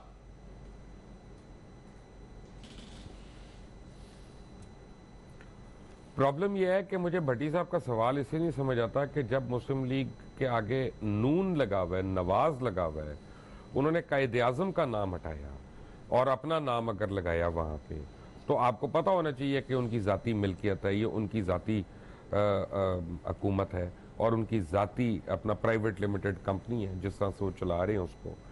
दूसरी बात यह है कि आपको मैं तवज्जो दिलाना चाहता हूँ पॉलिटिकल पार्टीज़ एक्ट के ऊपर, कि पॉलिटिकल पार्टीज एक्ट जो है वो हर एक के मुतालिक बात करता है स्वाय पॉलिटिकल वर्कर और उसके हकूक के मुतालिक। यानी ये कैसी जमहूरी पार्टीज है, और मैं सारी पार्टीज को कह रहा हूँ, मैं एक को नहीं कह रहा, सारी पॉलिटिकल पार्टीज को मैं कह रहा हूँ कि वो हर चीज़ की बात करती हैं स्वाय अपने पॉलिटिकल वर्कर को उसके हकूक दिलवाने के लिए। जफ़र अली शाह साहब जो हैं, ये एक बहुत बाकिरदार इंसान है और हम इनकी बहुत इज्जत करते हैं, हम इनकी बहुत रिस्पेक्ट करते हैं। ये बहुत पहले से मियाँ साहब को वॉर्न कर रहे थे, पब्लिकली वॉर्न कर रहे थे कि वो स्टेप डाउन कर जाएं, वरना ये बहुत ज़िल्लत और रुसवाई होगी, और इसका या तो सही तरीके से कानूनी तौर पे इसका मुकाबला करें और मीडिया के ऊपर ना करें। प्रॉब्लम यहाँ पे एक और है कि जो आईना दिखाने वाले लोग हैं, जो अक्स दिखाने वाले लोग हैं, खुद साख्ता सहाफ़ी हैं हमारी बरादरी में, कितने लोग हैं जो इस हुकूमत के मरून मिन्नत हैं, कितने इदारे हैं जो इनकी ग्रांट पे चल रहे हैं। आप एक सहाफ़ी को छोड़ दें, इदारों की बात कर रहा हूँ, कितने अखबार हैं सैकड़ों की तादाद में जो PID और DGPR की मरून मिन्नत है और उनके इश्तिहारात पे चल रहे हैं। कितनी पब्लिक रिलेशनिंग कंपनीज हैं और सहाफ़ियों की हैं कि जो उनकी सो कॉल्ड PR के ऊपर चल रही हैं। तो जहाँ तक इल्ज़ाम तराशियों की बात है, वो तो एक तरफ रह गई। मैंने क्या इस बात को मज़ाक़ा के इस बात को डिफेंड करना। चौधरी साहब, आपको मैं एक बात बता दूं कि 2.5 महीने पहले मुझे ऑफर हुई थी नून लीग के एक सीनियर बंदे की तरफ से, इंतहाई सीनियर, कि मैं PIA की MD शिप का ओहदा में एक्सेप्ट कर लूं। अल्हम्दुलिल्लाह मैं रिस्क के ऊपर बैठा हूं और मैंने उसको 30 सेकंड भी नहीं लगाए उसको इनकार करने में। अगर हम लोग बिखरे होते, आप हैं, मैं हूं, भट्टी है, अरशद शरीफ है, साबिर शाकिर है, हम सारे, अगर हम में से कोई भी बिखरा होता, गिर रहा होता, तो इन्होंने टाइम लगाना था। ये घड़ी से लेके अपना प्लॉटों तक और अपार्टमेंट्स तक और हर चीज़ की तो इनके पास हर एक का एक रेट मौजूद है। लेकिन बैरिस्टर जफर अली शाह साहब, दुख मुझे इस बात का हो रहा है कि जो एनार्की की सिचुएशन क्रिएट की जा रही है, उससे दो चीज़ें निकलनी हैं, या तो इदारों का इस्तेहसाल होना है और या को गरीब का बच्चा सड़क पे मरना है। दोनों सूरतों में बहैसियत रहनुमा, लेजिस्लेटर, क्या आप अपने आप को माफ कर सकेंगे? अच्छा जी भट्टी साहब, मैं आता हूँ शाह साहब। शाह साहब आप कह रहे हैं जी शाह साहब, जी शाह साहब जी जी फरमाइए।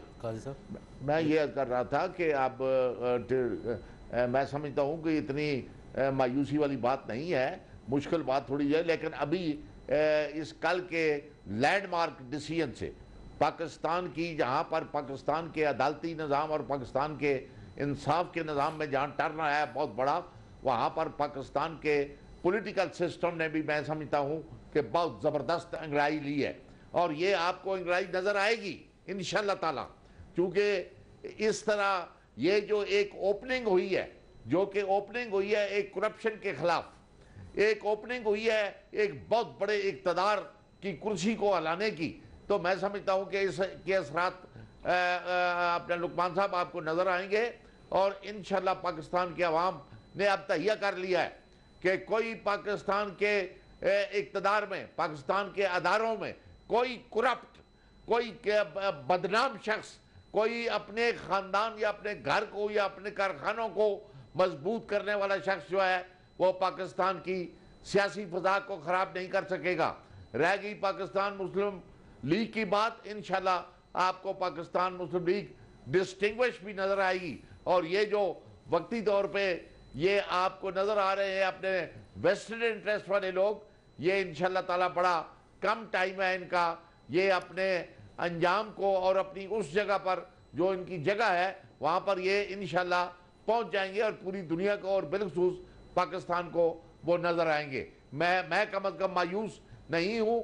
बहुत सारे अच्छे अच्छे पॉलिटिकल वर्कर जो है वो उन्होंने अब तहिया कर लिया है कि इन करप्ट क़यादतों से, जो कि मुख्तलिफ सियासी जमातों में मौजूद हैं, सिर्फ पाकिस्तान मुस्लिम लीग में नहीं है और जमातों में भी हैं, जब तक पाकिस्तान का पॉलिटिकल वर्कर, जब पाकिस्तान का honest political worker, honest voter इनको पाकिस्तान के पॉलिटिकल सीन से हटा नहीं सकता, हटा नहीं रहता, उस वक्त तक मैं समझता हूं कि पाकिस्तान के हालात ठीक नहीं होंगे।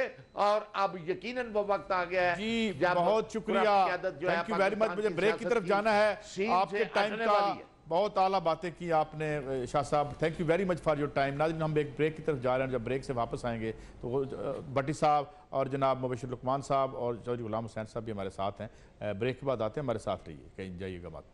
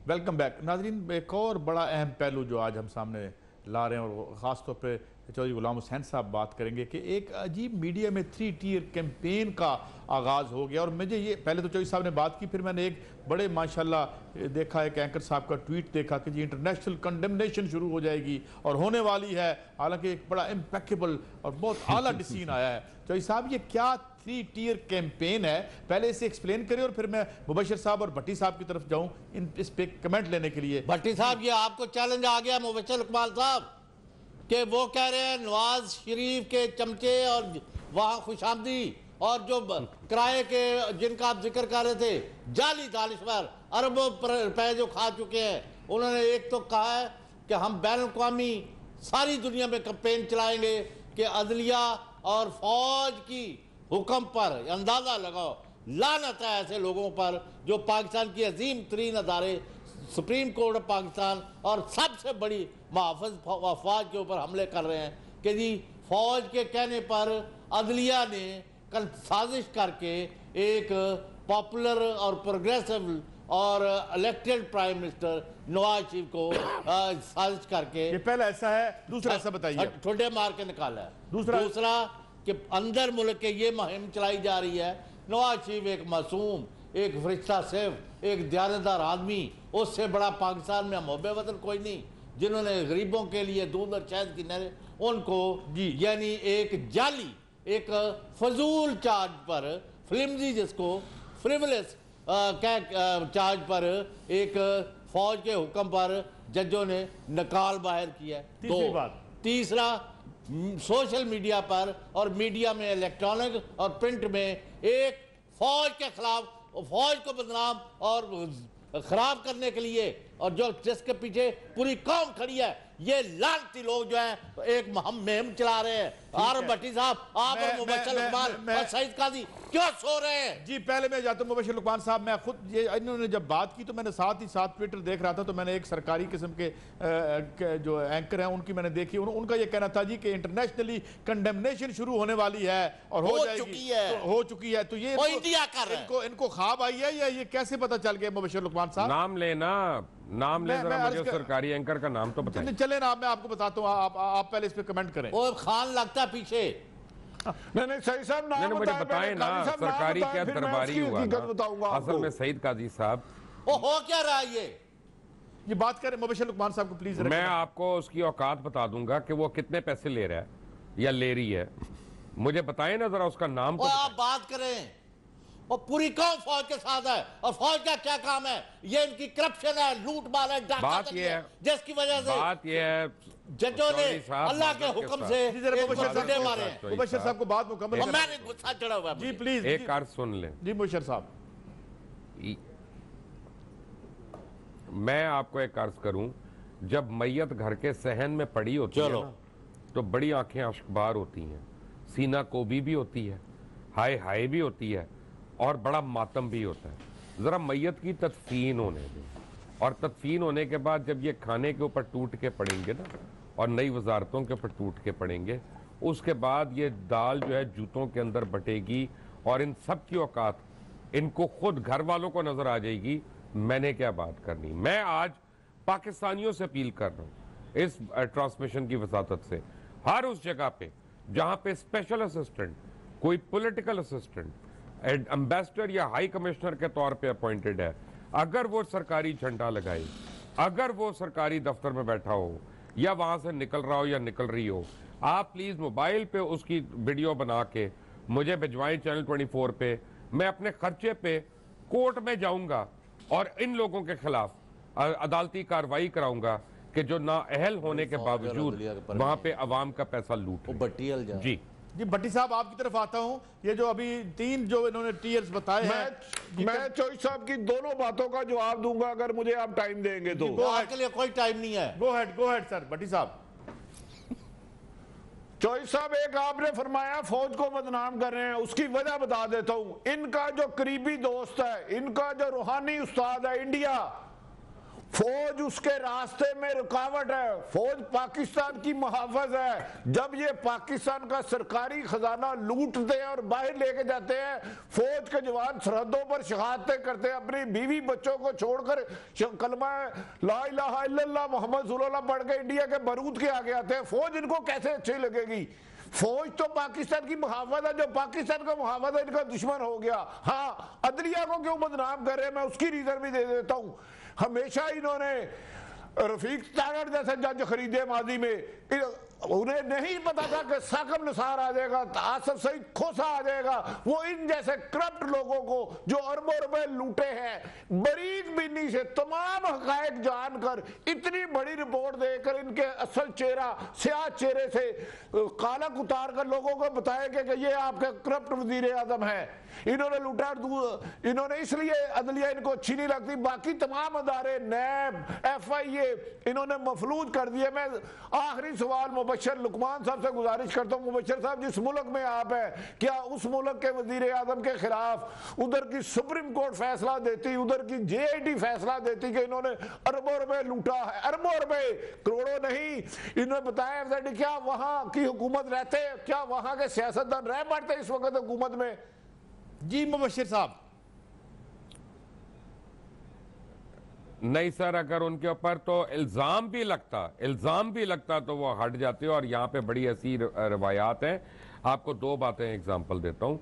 बरतानिया तो छोड़ दें, अमेरिका का सदर, दुनिया का सबसे ताकतवर तरीन आदमी, जब बराक ओबामा इलेक्शंस में यानी फारिग हुए और डोनाल्ड ट्रंप ने आके इक़्तिदार संभाल लिया, तो ओबामा निकले उसके बाद किराए का घर ढूंढने के लिए। और उनका इंटरव्यू मैंने सुना जिसमें उन्होंने कहा कि जनाब अगर पहले ढूंढता तो लगता कि मैं अपना इन्फ्लुएंस इस्तेमाल कर रहा हूं। अब वो आके उसके बाद किराए के घर में रह रहे हैं। उनके पास 29,000 कनाल का कोई छोटा सा घर नहीं है जाती उम्रा में। दूसरी बात, ये जो एग्जाम्पल अभी आपके पटवारी दे रहे हैं ना, ये रिचर्ड निक्सन के हामियों ने भी एग्जाम्पल दी थी जब वाटरगेट का स्कैंडल आया था, और यानी वॉशिंगटन पोस्ट के 2 रिपोर्टर्स ने उसको अनकवर किया था।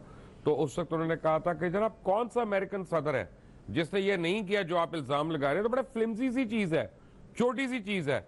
उन्होंने कहा होंगे सदर, तुम पकड़े गए हो, तुम्हारे से शुरू होंगे, और कोई क्राइम फ्लिमसी नहीं होता। You are a criminal and you are a wrong doer. Nawaz Sharif is a criminal and has been declared by the apex court of this country, and let that be remembered. जी चौधरी साहब, आपने 3 सवाल उठाए थे, मगर बात यह है कि ये जो आपने बात की है, ये यूं लगता है कि दे आर, अब थोड़ा सा जरा सीरियस नोट पे आपसे सवाल करूं चौधरी साहब, लगता है कि they have not given in. वो बिल्कुल एक रेजिस्टेंस का जिस तरह एक पैटर्न आ रहा है, ये मुल्क में अखाड़ा सा बनता जा रहा है। मैं कह रहा हूं अल्हम्दुलिल्लाह पूरी कौम, फौज, अदालतें, यूनाइटेड फ्रंट बनाया है कि करप्शन और मुल्क दुश्मनी और लूट मार के खिलाफ हम इकट्ठे हैं। आपने देख लिया 2 दिन हो गए हैं, एक चिड़ी का बच्चा भी बाहर नहीं निकला और ना निकलेगा। पूरी कौम जो है अदलिया को सलाम और फौज के साथ खड़ी है कि हम दुश्मनों को और दुश्मन के एजेंट जो घुमाते हैं उनको पाकिस्तान के अंदर अब पनपने नहीं देंगे। ये वो मुहिम जो बदनामी की कर रहे हैं, ये हम इसका मुकाबला करेंगे। हिंदुस्तान को मरोड़ उठ रहे हैं। जनरल परवेज मुशर्रफ ने गुलाम हुसैन साहब मेरी बात सुने, आप जिन्होंने गुलाम हुसैन साहब पहले आप मेरी बात सुने, अब रुक जाए आप। पहले जिन्होंने अरबों रुपया लूटा और सुप्रीम कोर्ट में साबित हो गया, JIT की रिपोर्ट में डिटेल जजमेंट आ गई है, उनके नाम ECL में अभी तक क्यों नहीं डाले जा रहे?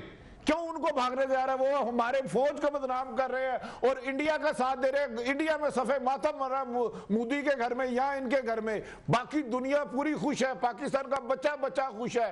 क्या आप मुतालबा ये क्यों नहीं करते कि जिन्होंने माल लूटा हुआ है, जिनके रेफरेंस जा रहे हैं, इन सबके नाम ECL में डाले जाए ताकि ये मुल्क से ना भागे और इनसे लूटा हुआ माल वापिस पाकिस्तान में आए? उनकी तो हिम्मत ये है, मैं कहता हूँ सोए हुए सारे 200 मैयत को आरती दें और गंगा में बहा दें प्लीज ले जाके। अच्छा, लेकिन एक और बात जो अभी पॉइंट आउट हुई है, मैं जरा चाह रहा था भट्टी साहब आप भी और मुबशर साहब भी कमेंट कीजिएगा। कोई हम अगर इतनी बड़ी पार्टी 2/3 मेजॉरिटी है, न जाने क्या क्या है, तो कोई ऐसा कोई जिसे कहते हैं ना, कोई खुद रो, कोई तहरीक नहीं निकली, कोई बंदे बाहर नहीं निकले, कोई 20-25 बंदे मैंने देखे हैं आज कहीं पे ट्राई टू दो, तो कोई रिस्पांस नहीं आया। भट्टी साहब क्या वजह है? और क्योंकि इन्होंने अवाम के लिए किए कुछ नहीं, अपनी खानदान को मजबूत दर मजबूत करते रहे। अवाम को इन्होंने रोटी से महरूम कर दिया, इलाज से महरूम कर दिया, रोजगारी से महरूम कर दिया, इंसाफ से महरूम कर दिया। सिर्फ अपने खानदान को पाला, वो डॉलर इसहाक डार अरबों खरबों रुपए बना गया।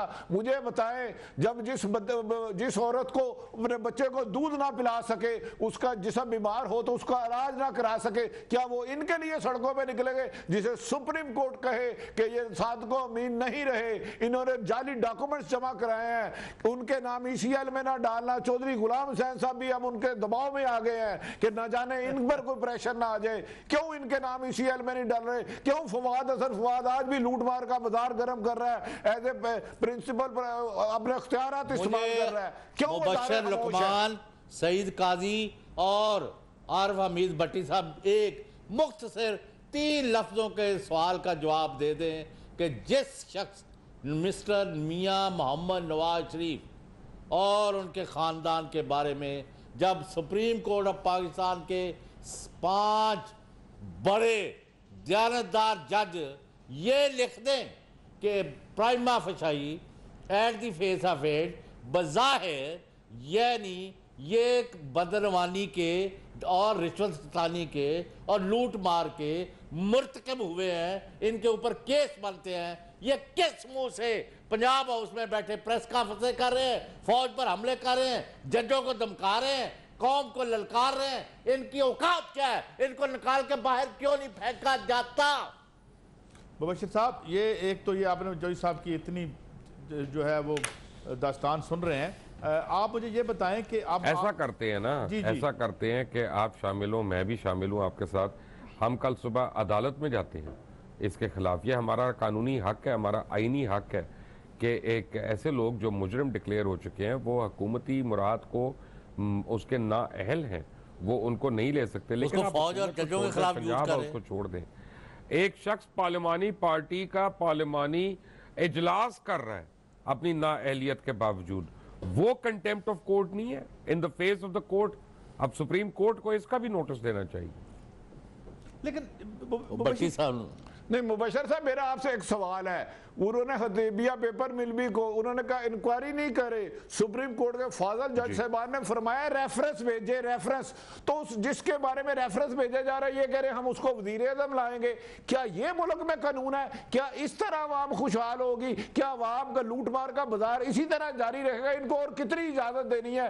कितने बच्चे यतीम कराने हैं? कितनी माएँ बेवा करवानी है? जिस फौज ने इस मुल्क में अमन किया, जो रोजाना 4-4 ब्लास्ट मैं आपको बता रहा हूँ, ये आपके दोस्त चलेगी, बंदे शहीद हुए, 100 आदमियों को बड़ा गन पड़ेगा, मारा गया, वो कहां से और बाद मैयत की तदफीन होने दे। नहीं यार, एक अहम बात है मुबश्शिर साहब, मैं चाहूंगा मुबश्शिर साहब जो सहाफी इनसे मरात ले रहे हैं, अरबपति हो गए, आप उनका नाम क्यों नहीं लेते? मुजीबुर रहमान शामी से पूछे कि इतना पैसा तेरे पास कहां से आया? हमारे दोस्त है, हम नहीं किसी को कह रहा सहाफियों के नाम नहीं लेने।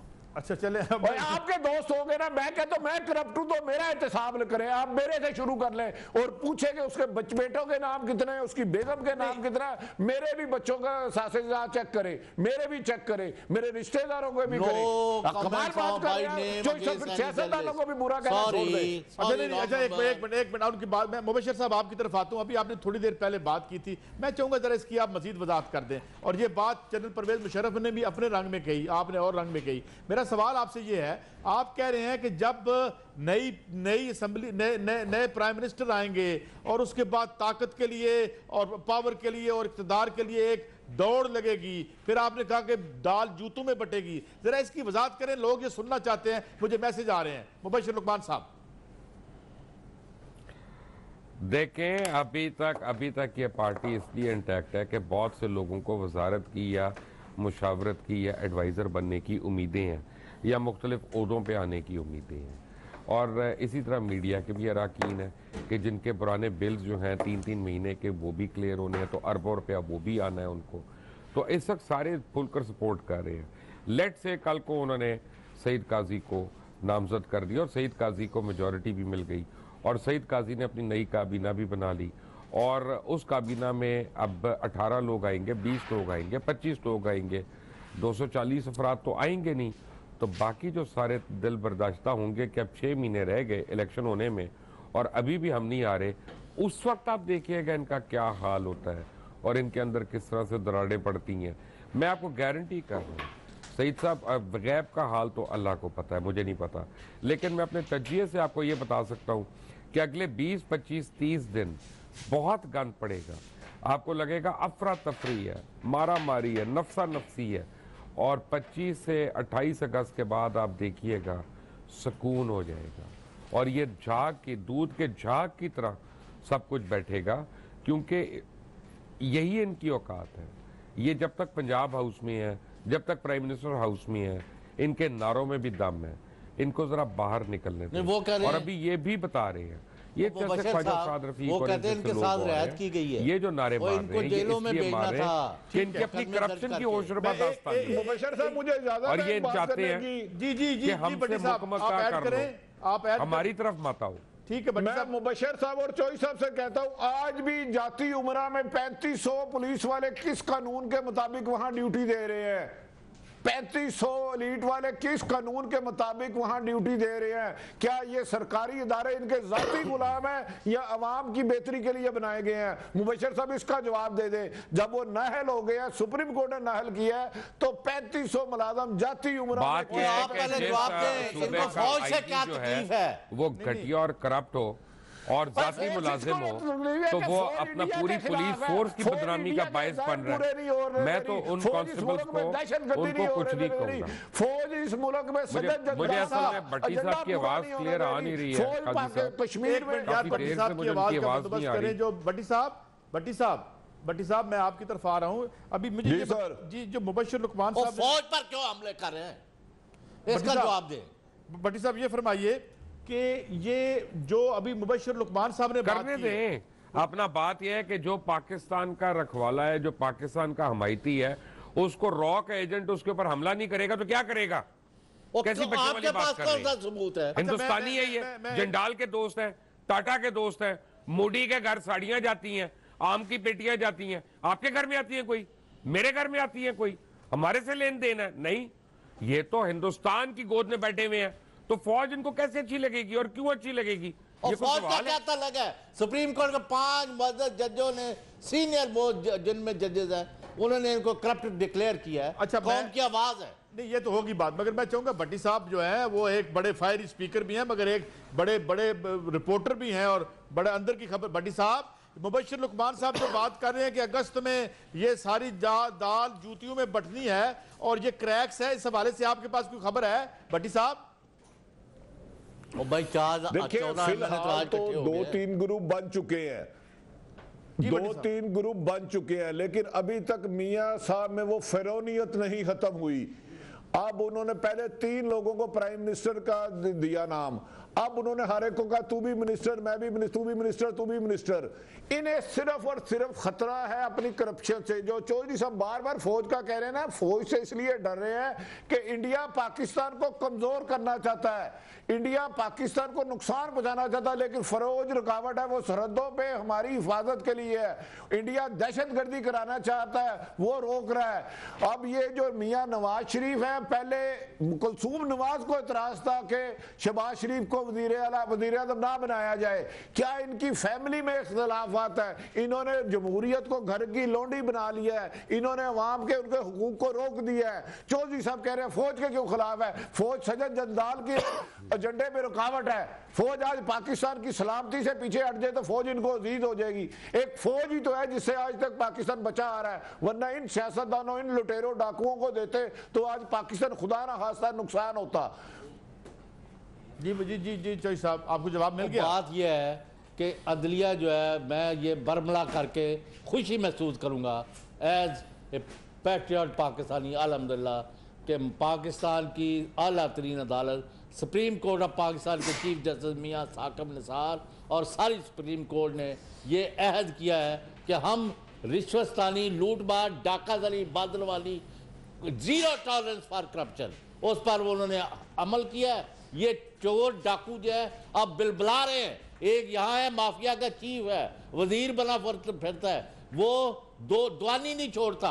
कल वो फिटफिटी मोटरसाइकिल पर फिर रहा था, आज मुबशर लुकमान को उसके अरबों पर नजर नहीं आते, सहाफियों के उधर जाते हो। ये नहीं दूसरे देख लें, आज जो बनाया है 200 अरब खरबों रुपए उसने बना लिए, 200 अरब फ्रंट में 200 मुबशर अरब साहब उसके नाम पर चुप करते हैं क्योंकि उसका नाम ख्वाजा साद रफीक है, वो नवाज शरीफ के करीब है, वो फौज को गालियां देता है, वो अदलिया को गालियां देता है, आप उस पर कंप्रोमाइज कर लेते हैं। भट्टी साहब एक आखिरी कमेंट, मुबशर लुकमान साहब, चौधरी निसार अली खान साहब को आप कहां देख रहे हैं? क्विकली आखिरी लम्हे हैं।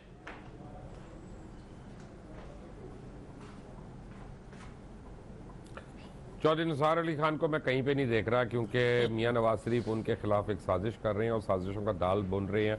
उनको कहते कुछ हैं, करते कुछ हैं, और ये काफ़ी अरसे से उनके साथ कर रहे हैं। आपको मैं एक और बात बताता हूँ, चलते चलते वॉटरलू की जंग में नेपोलियन और वेलिंगटन जब आमने सामने आए थे, तो वेलिंगटन ने नेपोलियन को कहा था कि you French you fight for land, you fight for money, we British we fight for honour, we fight for respect. तो नेपोलियन ने कहा you are right, every man fights for what he doesn't have.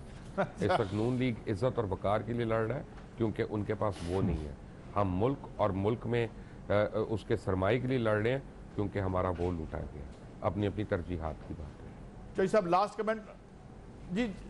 Pakistan की आला तरीन जजों के अजीम जजों और JIT को और मसल्ला अफवाज को, बस जी बस चौधरी साहब वक्त खत्म हो रहा है। भट्टी साहब लास्ट कमेंट प्लीज। पाकिस्तान का करप्शन के खात्मे के लिए अदलिया, फौज और पूरी आवाम एक है। मियाँ साहब के चंद गुमाश्ते सरकारी दरबारी बेकारी बाबा इसको नुकसान नहीं पहुंचा सकते, और ये करप्शन के खिलाफ जंग का आगाज हुआ और आखिर तक जाएंगे इंशाअल्लाह ताला पूरा मुल्क। बहुत शुक्रिया मुबशर लुकमान साहब, बहुत शुक्रिया भट्टी साहब और जनाब गुलाम साहब। बहुत नाज़रीन देखते रहिए चैनल 24 और मुझे दीजिए इजाजत। अल्लाह हाफिज।